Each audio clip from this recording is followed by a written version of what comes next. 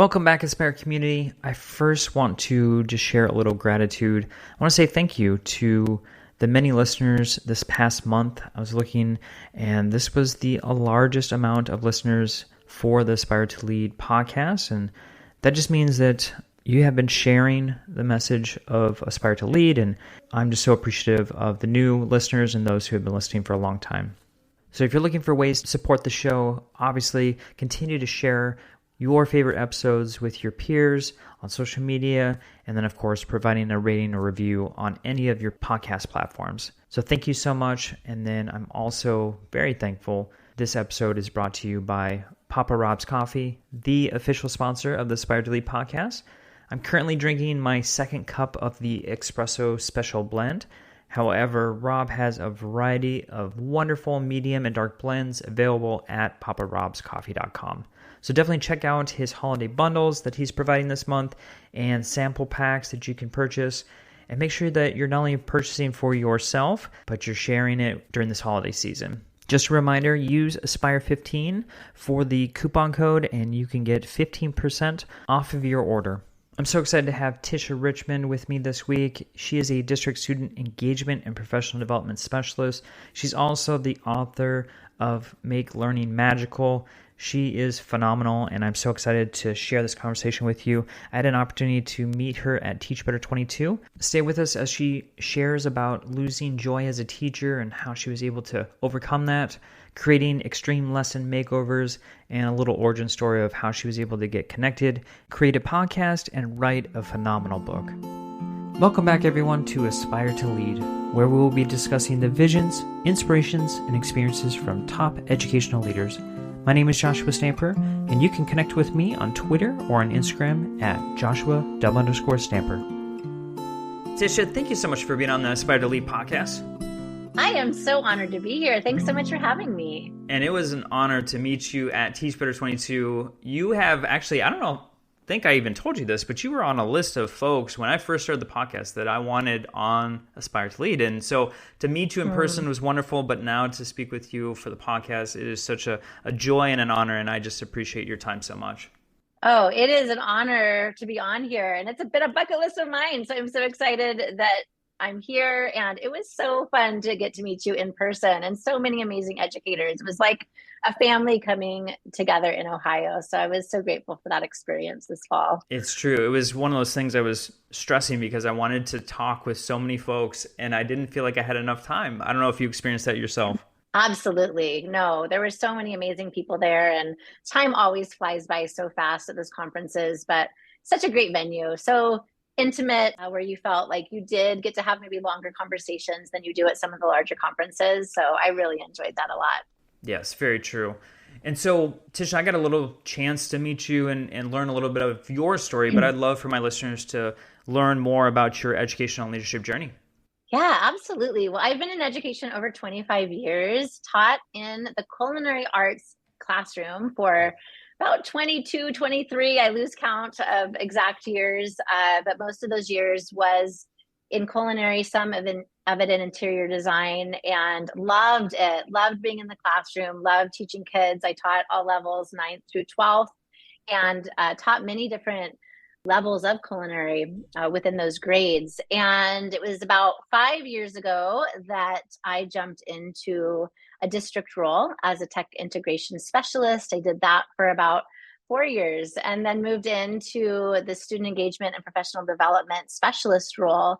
And throughout that district journey in leadership, I support 20 schools across the district in that. And I've loved it. It's been such a growth opportunity for me to really zoom out and see how a district operates and to really build relationships with so many different people within the district. I've loved it. And then I had the honor of writing a book back in 2018 called Make Learning Magical. And it's really my manifesto. It's my story of how I was able to transform learning in the classroom and really help create unforgettable experiences for students. And I really wanted to try to help other teachers find the joy in learning, for one, and teaching, and to be able to help them create those unforgettable experiences too. And so that has taken me on so many amazing adventures, led to my Make Learning Magical podcast, led to lots of wonderful speaking opportunities. And I've just been so grateful for this journey and to meet incredible educators and leaders like you. It's just been an amazing ride. Well, and your It's ride awesome. continues. I mean, you're not only working in the district, but you're also working with Canva now, with Canva for Yes. Education. So I'd love to learn a little bit about what you're doing in that space also. Canva for Education is amazing. And I'm so grateful that I began as a Canva learning consultant back in January. And it's almost been a year that I have been working as a consultant, and it is such an incredible team. I love the educators that I work with there. I love the Canva for Education team. And in this role, what I get to do is help support districts in rolling out Canva for Education. So when a district gets rostered on to Canva for Education, they connect that district with me and the other amazing Canva learning consultants. And we meet with that district. We help them develop a professional development plan for training. And then we facilitate all that training for the district. And so we are giving training to digital engagement coaches, to communications teams, to teachers all across the board. And it's all free. We're able to provide that service for free. And so it's been just pure joy to get to partner with districts and really being able to leverage Canva for Education in powerful ways, because it is a tool that I think is phenomenal. I mean, to have this platform that is free, you get all of these premium features for free that is made for education, and to get the training that goes along with it is just, it's phenomenal. And I was using Canva back in 2014 was when I started, and that was before Canva for Education was born. It was the Canva that was really primarily made for businesses, and I was using it for all of my social media graphics. I was creating my questions for my Twitter chats. I was creating things for my classroom. And then I brought my culinary arts students into the platform to create menus and recipes and logos for their food trucks that they were creating. And it was so much fun. But at that time, they were using the business free version, and they didn't have all of the amazing capabilities that Canva for Education provides free of charge. And so now to be able to help support districts and really showing how can we empower students through this amazing platform, let them create and collaborate and demonstrate their learning in these phenomenal ways. And so I have so much fun in this role. And this year I am doing kind of a 50-50 split. Canva learning consultant 50% of my time, and then I'm working in my district role another 50% of the time. And I love it. I love it because I think both roles were made for me. They're so much fun. Yeah, it's wonderful. And you talked about earlier about finding the joy in teaching and how you like working with educators. And one of the benefits of being a part of the Teach Better team is at the conference, I got to go to a bunch of sessions. And I actually jumped into yours, and the session was so engaging. The people were laughing, and you had dialogue with those who were in attendance. And I loved what you were talking about in regards to your book. So I really want to kind of dive into that piece, because I know a lot of people, they're starting to settle down in the school year, but they're still maybe not finding the great joy that they once had. For those who are listening that maybe are feeling that way, what are some things that they can change in their classroom? And maybe it's something that is within your book to kind of help them rekindle the joy that they once had. Yeah, absolutely. So just to give you a little bit of a backstory, it was back in about 2014 where I was an educator that was burnt out. I was really frustrated. I was just at a space where I just didn't know that I wanted to continue teaching. And I was feeling all these feelings and realizing that had lost my joy. And it happened to be the same year that iPads came into my classroom. And it was because of a grant that I received through Carl Perkins and this other grant that I received through CenturyLink. And so I knew that these iPads, I didn't want them to collect dust. I was the only classroom in the entire school that had one-to-one devices. And so I was like, I got to figure this out. Like, I want them to be a useful tool, but I didn't know how to do it. So I then went on to find professional development to learn how to use these iPads in my classroom. And I went to my first ed tech conference. It was iPad Palooza, Austin, Texas. And I'd never been to an ed tech or innovation conference before. I really hadn't been to many conferences at all because I was a career and technical educator. So I was going to baking workshops. I was learning how to make mother sauces. Like this other idea of conference wasn't my thing. And so I went and I just was blown away because there was all of these amazing ways that we could make learning come alive. And so that really lit a spark in me. And I wanted to start trying some of these things I was learning about. And so I started learning how I could use these iPads in my classroom. I started figuring out that I could have this workflow that was more efficient than what I'd been doing for a long time. I started realizing there was all of these apps and digital tools out there that I could use in a culinary arts class, a very hands-on class. However, I could still leverage technology in a really powerful way. And then I also learned about gamification and how I could gamify my class. And I love games. I've loved them my entire life. I've loved reality game shows, anything that has to do with a game. And so I started figuring out ways that I could layer this gamified idea over my content. Michael Matera was a huge inspiration to me and really helped me start that journey. And I did. I gamified all of my classes. I had a theme that I layered over my regional food class. It was the Great Food Truck Race. My international cuisine class, I called the Amazing Race. And then I had my Culinary One class was Master Chef. And so I had this theme, I had this storyline, and it was gamified from beginning to end. And it really transformed the way that my students were interacting with each other.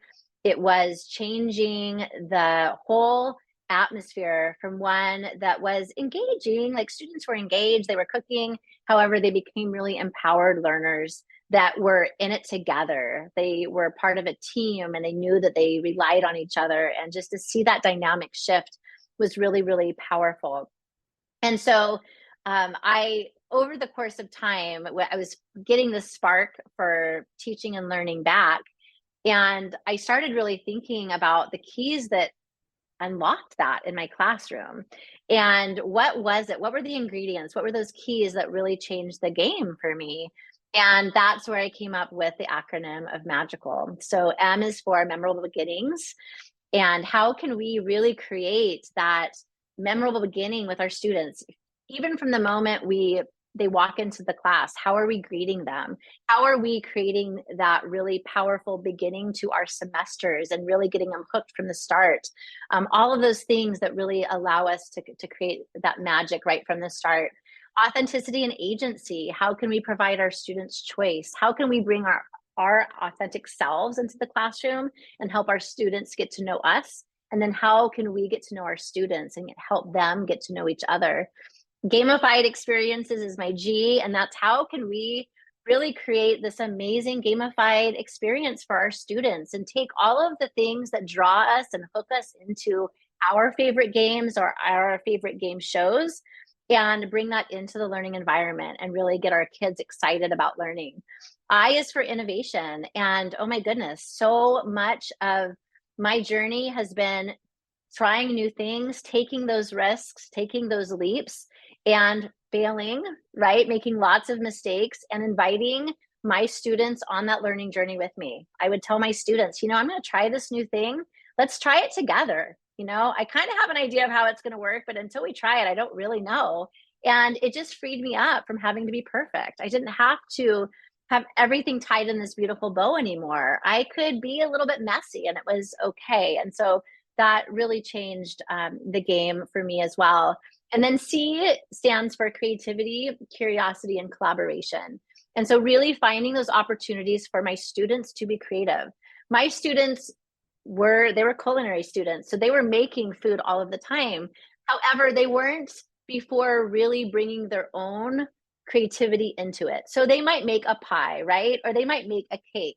But I started giving them the opportunity to reimagine this cake, reimagine the pie, think about different ways that they could plate it, and maybe give them the opportunity to remake and rework that recipe. So they are bringing in their own ideas. And that totally changed the way that my students interacted in my class and again, owned their learning. And then just that curiosity, how could I get them excited and anticipate what was next and really have them question things in a different way than they had before. And then having them work together as a team and collaborate. And I think sometimes people think in a gamified structure, oh, it's all about the competition, right?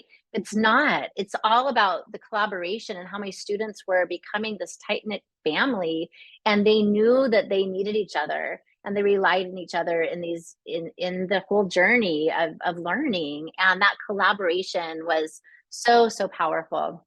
A is for authentic audience. So every single unit in my class, I invited in an authentic audience at the end. And so I would reach out to our school staff. I would reach out to our district office. I would reach out to our community and invite them in to be judges. And so my students would demonstrate their learning in front of this authentic audience of judges. And so then my students had this opportunity to shine in front of teachers that they might have that maybe they don't do so well in their class, but their teachers can see them shine in my class and apply the math and the science and the reading all together. Maybe they're able to shine in front of our community, and these community members, these food truck owners, these restaurant chefs are able to give this real authentic feedback that's meaningful. And the chef can say, you know what, this is an awesome recipe. Here's a trick that I use in the trade that's going to allow you to be more efficient. Or, oh my goodness, I love this. Maybe I'm going to take this tip from you. And so having that dialogue and learning from each other is so powerful. And I loved every time that we had an authentic audience come in. I just loved it so much. I would get teared up almost every time because these kids continued to up the game.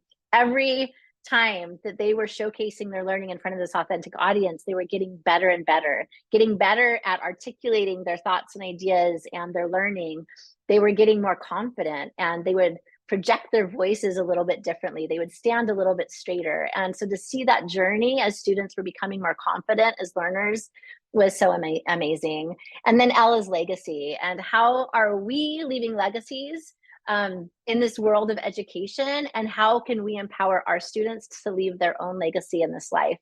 And so those really were the keys that transformed my journey. And my journey is not going to look like somebody else's journey, right? We all have our own magic. We all have our own way of teaching and engaging our students. But I found those keys really were some ingredients that I think you could take and apply to your own experience in education and really create your own magic. There's so much that I love that you just said. Like, there's so many great pieces in that, especially the connection to the community and the businesses and the real world experience and the life skills that come with that. I have experienced that myself as an administrator, seeing other teachers do that, and it's so powerful, and the kids just light up like a Christmas tree. It's just brilliant. Yeah. So I want to talk about the gamification piece, because that got me intrigued, because I've talked to staff before within my building, and there's this excitement about it, but then also fear, because they don't know how it is implemented in their classroom. So for those who are thinking about, jumping into the world of gamification, what are some important steps that you found in your journey? And maybe it's through failure, maybe it's through just important experiences that you've gone through that are key steps for them to make sure that this is implemented correctly. First of all, I started small. And so I was teaching a number of classes at the time, and I had one class that was a singleton class. I was just teaching one period of that. And so that's where I started. And I didn't start by gamifying the entire semester. I started by gamifying a unit. I'm like, I'm just going to try this out and see if this could work. And I did. And I kind of thought of a theme for this particular unit. And I created a storyline. So when I am laying out my framework, and again, huge shout out to Michael Matera, because he really started me on this journey. But when I created that storyline, I thought of what's my theme? Who are my students going to be in this? And am I going to bring anybody else into it? So I would bring in an authentic audience of judges. Those would be other characters in my game. My students in my Amazing Race game, they were contestants on this game show, right? That's who they became. And then what's the setting? So my setting was we were traveling around the world. My classroom became a restaurant in whatever country we were in for that particular unit.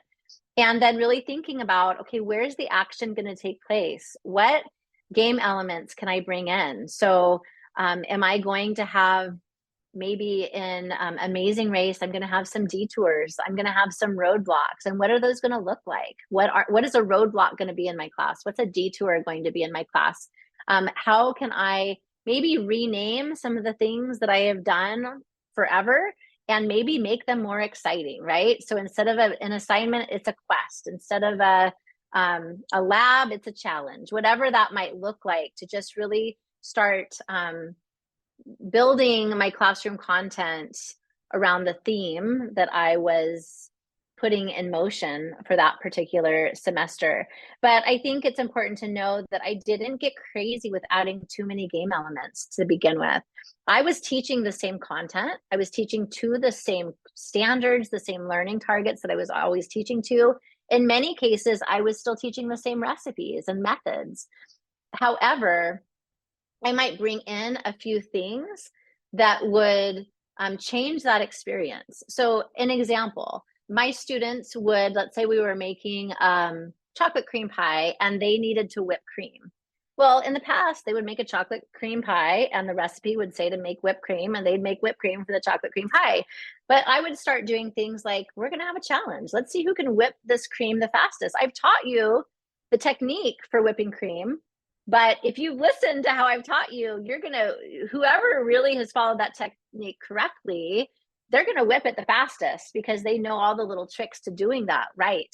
And it's so fun to see when you just add that little element of time, it changes the game, right? And you don't do that for everything, but when you have those little moments where you can make it a challenge, students come alive and it changes the energy in the room, and they really they have to think about it, right?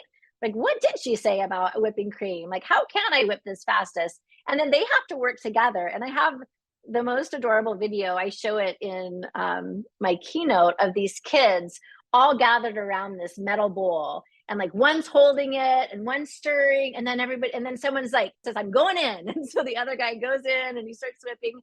And it's just fun. But they're learning in the process because they're having to critically think about what they're doing. And so those are the little shifts that you can make that don't take a lot to do, but you're just shifting the way you're thinking, and you're reframing some of the learning to bring in some of these elements that can hook our kids and get them excited. And I will say that once you start gamifying, it's so much fun that you're going to just want to do more and more of it. And I will also say that if you start binge watching reality game shows on television, that's where my inspiration has come. I watch the Food Network. I watch all of the shows, The Voice, The Masked Singer, even Jimmy Fallon, on his show, he has these little games that he does. Watch all of them and start taking notes and thinking, okay, I'm not going to play that game exactly that way, but there's some elements in that game that I could definitely bring in teaching my content. And so start binge watching. Over the holidays, a great time to do that, and start taking notes of what you're seeing and start thinking about how you could bring that into your class. And you'll be surprised at how many ideas will come to you. And once you start getting into that mindset, you're going to love it. It's so much fun. Yeah. There's a whole game show network. Oh, yeah. Oh, that's awesome. This podcast is a proud member of the Teach Better Podcast Network. Better today, better tomorrow, and the podcast to get you there. You can find out more at teachbetter.com/podcast. Now let's get back to the episode. Yeah, let's talk about your podcast. You brought that up, and you've got like 80 episodes. You've got quite the resource out there. So I would love to learn just about the origin story, why you created the podcast, and then, for those who are looking for another podcast to jump onto and learn from an amazing educator like yourself, like what are they going to get from that content? Yeah, absolutely. So the funny story about starting my podcast was, I'm thinking it was about 4 years ago now. And Adam Welcome, who's an amazing leader, came to town, and no one ever comes to Medford, Oregon. Like, really, not very many people come here. However, Matt Miller and Adam Welcome and Katie Novak have all flown into Medford. Those are three amazing people. So Adam Welcome was coming to our area and he was speaking. And so we met really quick before he went on at Starbucks. And Adam Welcome is a very much like, if anybody's going to get you motivated, Adam will. And so we were talking about it, and I was talking about, kind of what direction I was taking and some of my endeavors. And we started talking about this podcast thing. And I'm like, I don't know, I'm thinking about doing it. And he's like, you should do it. And he started telling me all the things that I should do to get started. And I downloaded the Anchor app.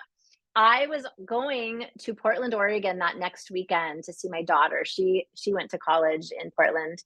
And my husband and I were driving up, and I was scrolling through my phone. I was a passenger, and I saw the Anchor app that Adam had asked me to download. And I'm like, I think I'm going to try this thing. How about we record an episode on our drive? Literally, this is what I did. So you should listen to the first episode. You're going to get a kick out of it. But I decided to go. Like, if I don't start this thing, I'm not going to start it. So I recorded an episode with my husband as we were driving to Portland. You're hearing semis go by, like, talk about messy, fails. It wasn't an epic episode by any stretch of the imagination, but I'm kind of like that. Like, I am just going to do it, because if I don't do it, I might chicken out. I might not do it at all.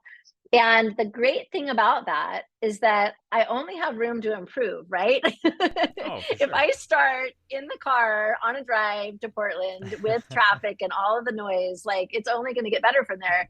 And I think I actually recorded 3 episodes between going up to Portland and going back.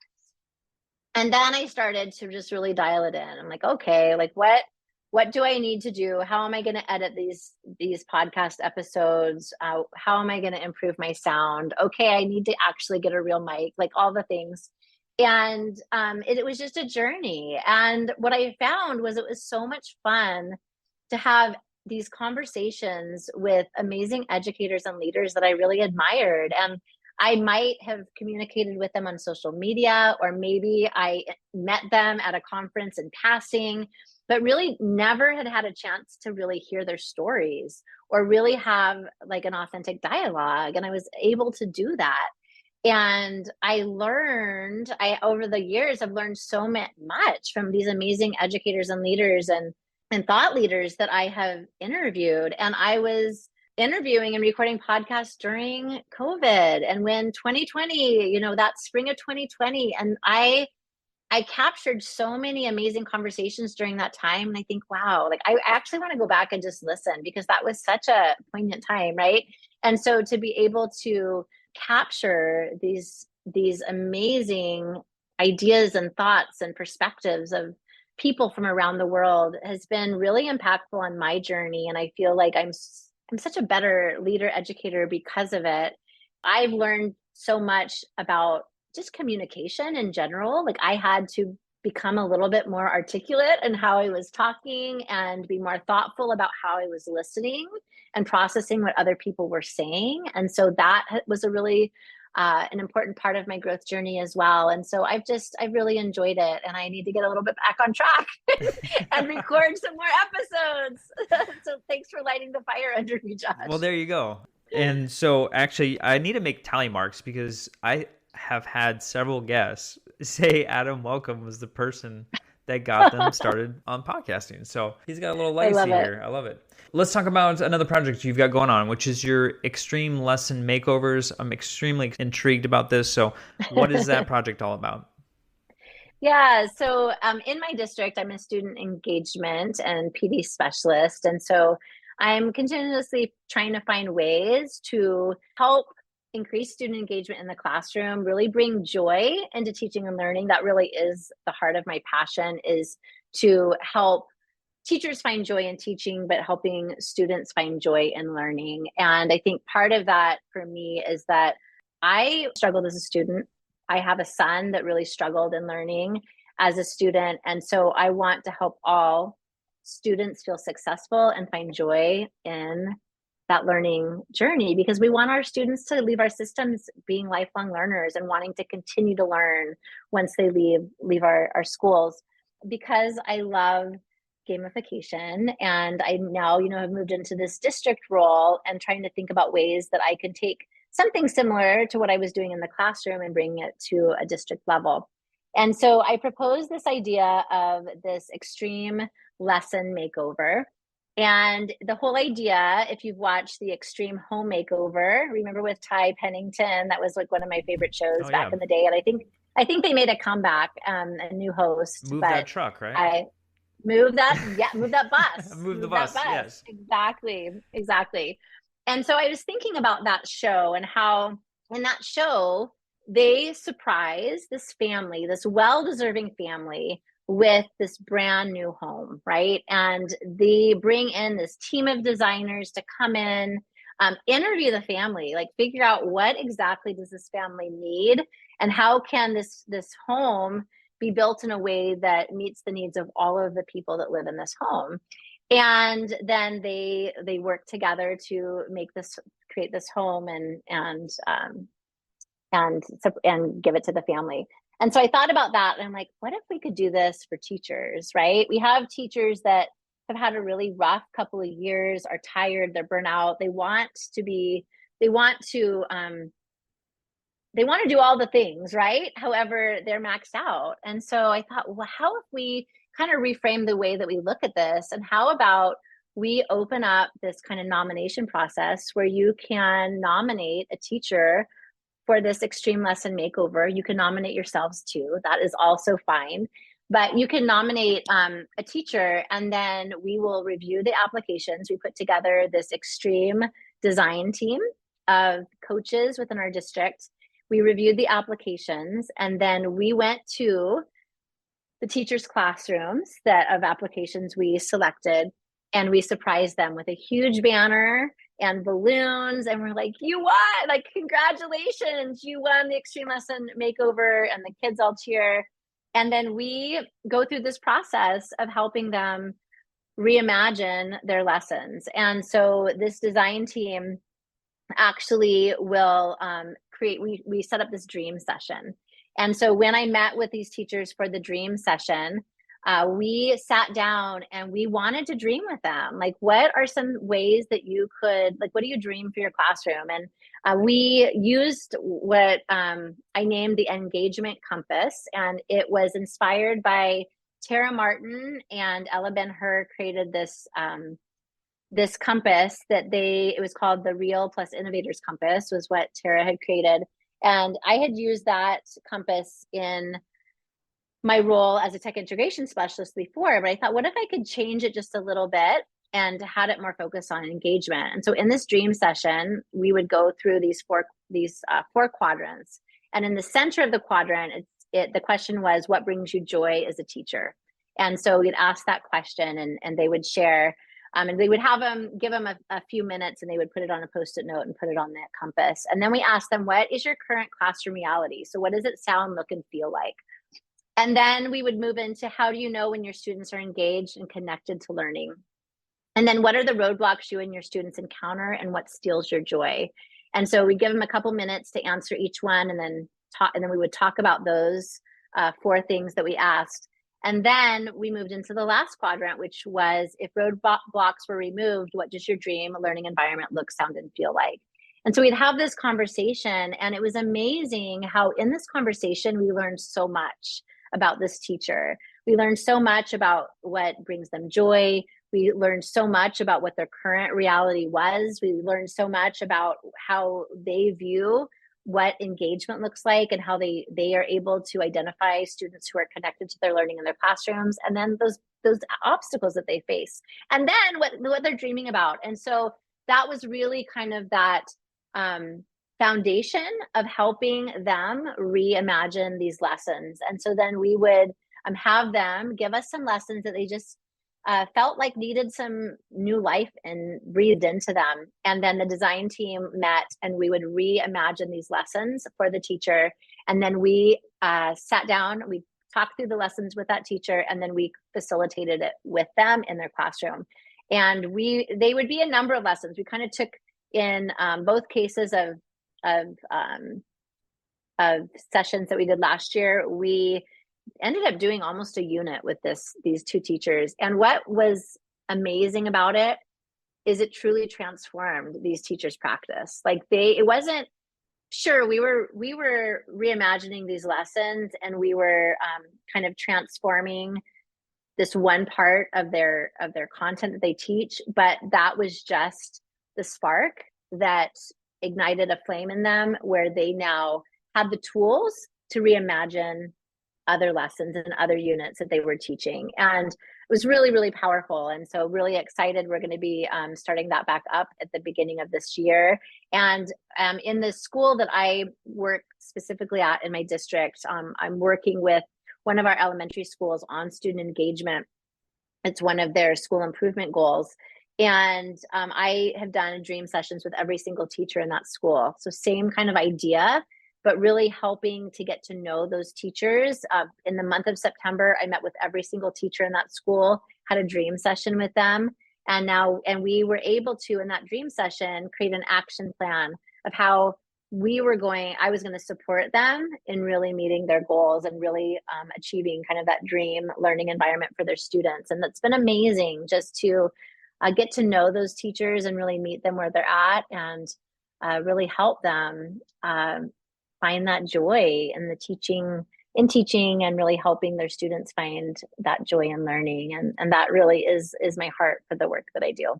Tisha, that's a brilliant project. I'm so excited that you have that implemented in your district, and I can already tell that it's extremely powerful for those teachers that get to go through that with you to reimagine their lessons. So that's awesome. And I want to go to a question that I ask all of my guests, which is if there's something that they can do tomorrow or next week to enhance their leadership journey, what would you advise them to do?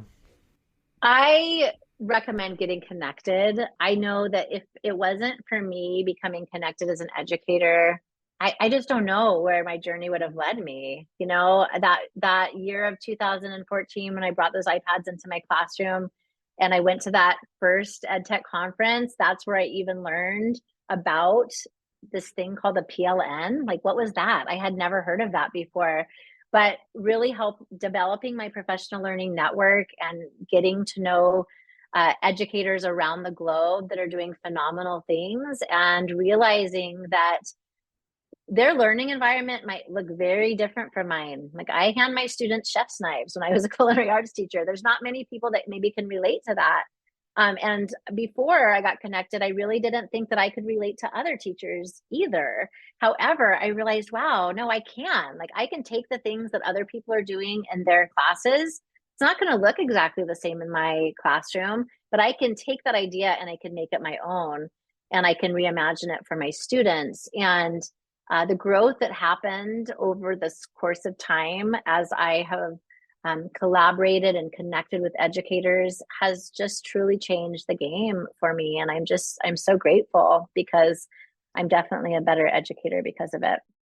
If there's folks out there that want to get connected, but maybe they don't know how, like within your own journey, what were the most impactful ways that you were able to meet new educators? Yeah, well, Twitter's kind of a funny place right now. And I will say, yes, it is.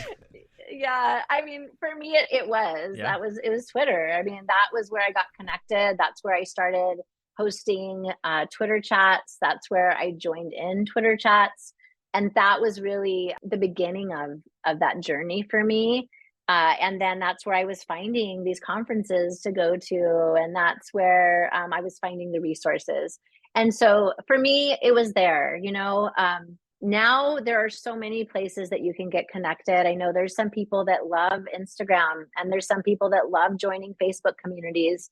And there are some people that are really taking off on TikTok, and that's their place. And so I think that every one of those places has kind of a different vibe and a feel, and you have to find the one that speaks to you and where you're finding educators that really you can connect with. And I will say it was really important for me from the beginning to be very intentional about who I brought into my network, as far as like, I wanted to be in a network of educators that were challenging me, inspiring me, that were helping me grow as an educator. And so that was kind of my intention as I was building that professional learning network, that I really want to build a network of people where I can grow, that I can feel like I am becoming a better educator because of them.